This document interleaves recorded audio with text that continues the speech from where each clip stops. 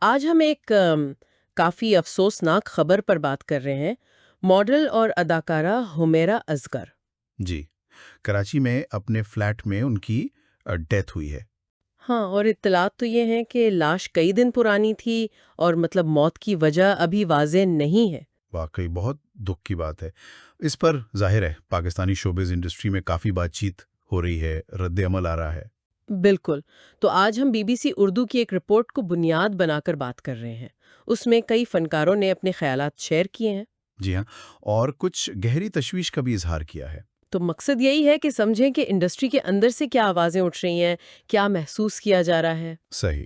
سب سے پہلے تو بہت سے لوگوں نے ذاتی طور پر دکھ کا اظہار کیا۔ جیسے ونیزا احمد نے کہا، وہ بتا رہی تھیں کہ حمیرہ ایک بہت اچھی اور سلجھی ہوئی لڑکی تھی۔ جی، اور بہت عزت سے پیش آتی تھی۔ ہاں، اور صرف ونیزا ہی نہیں، نبیل ہیں، نادیہ حسین، محسن عباس، زالے سردی، خالد انم، دہرو سبزواری، مطلب کافی سینئرز نے سب نے افسوس کا اظہار کیا ہے۔ صحیح۔ یہ تو ہوا افسوس کا پہلو، لیکن اس کے ساتھ ساتھ کچھ بنیادی مسائل پر بھی بات ہوئی ہے۔ جی بالکل۔ ونیزا احمد نے ہی ایک اور بات کہی جو کافی اہم لگی، کہ اصل مسئلہ شاید صرف کام یا معاوضے کا نہیں بلکہ رابطوں کا ہے۔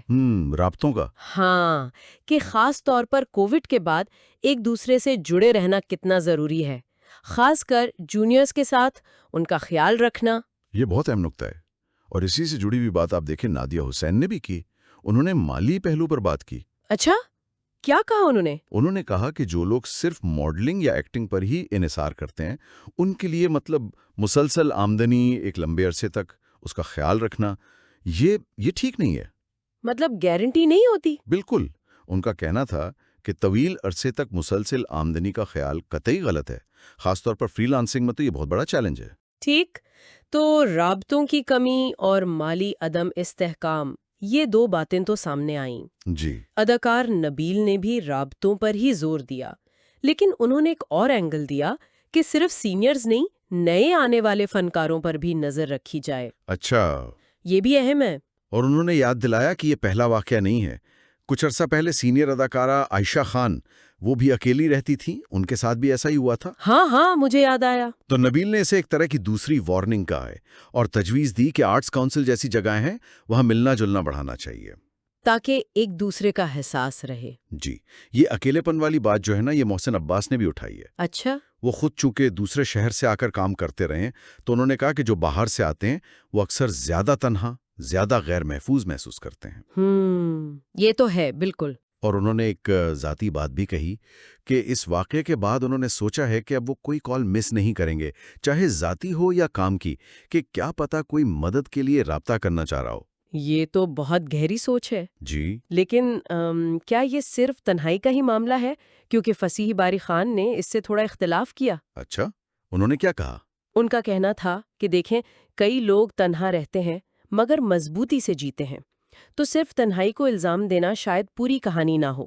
صحیح۔ انہوں نے حمیرہ کی ہمت کی تعریف کی کہ وہ آخر وقت تک حالات سے لڑی، اور معاشرے پر بھی سوال اٹھایا کہ ہم ستاروں کو پسند تو کرتے ہیں، لیکن جب وہ مشکل میں ہوں تو شاید اکیلا چھوڑ دیتے ہیں۔ یہ بھی ایک زاویہ ہے۔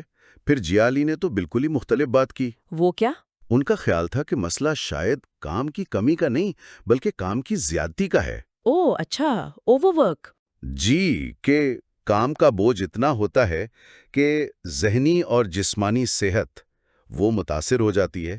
انہوں نے کہا کہ ذہنی دباؤ، سٹریس، یہ ایک حقیقت ہے۔ ٹھیک، یہ بھی ایک اہم پہلو ہے۔ بالکل۔ اور آخر میں ایک اور بات، خالد انم سینئر اداکار ہیں، انہوں نے ایک اپیل کی۔ جی۔ انہوں نے کہا کہ ایسے واقعات کو سنسنی خیز نہ بنایا جائے، خاص طور پر لاش کی ویڈیوز اور تصویریں نہ پھیلائیں۔ بہت ضروری بات کہی انہوں نے۔ ہاں، انہوں نے دعا، خود احتسابی اور معاشرتی اصلاح کی بات کی، اور یہ کہ ہمیں سوچنا چاہیے کہ کوئی انسان آخر تنہائی اختیار کرتا کیوں ہے۔ صحیح۔ تو یہ ساری باتیں سن کر یہ واضح ہے کہ یہ صرف ایک انفرادی المناک واقعہ نہیں ہے، اس سے کئی چیزیں جڑی ہیں۔ بالکل۔ اور وہ عائشہ خان کا واقعہ بھی ظاہر ذہن میں آتا ہے، وہ بھی اکیلی رہتی تھی، تو یہ ایک پیٹرن سا لگتا ہے۔ ہاں، ایک تشویشناک پیٹرن۔ تو اگر ہم ساری بات کو سمیٹیں تو حمیرہ اصغر کے اس افسوسناک واقعے نے کئی چیزوں پر روشنی ڈالی ہے۔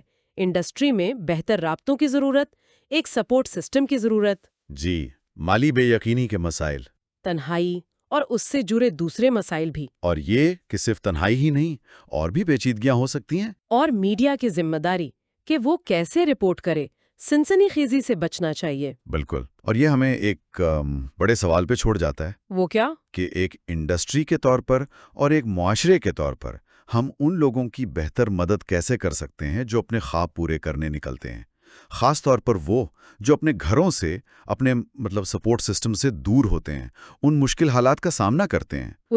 یہ واقعی ایک اہم سوال ہے۔ یہ شاید یہ واقعہ ہمیں شوبز کی دنیا کے بارے میں بھی کچھ بتاتا ہے کہ جو عوامی امیج ہوتا ہے اور جو ایک فنکار کی نجی زندگی کی حقیقت ہوتی ہے، اس میں کتنا فرق ہو سکتا ہے۔ جی، یہ بھی ایک سوچنے کی بات ہے۔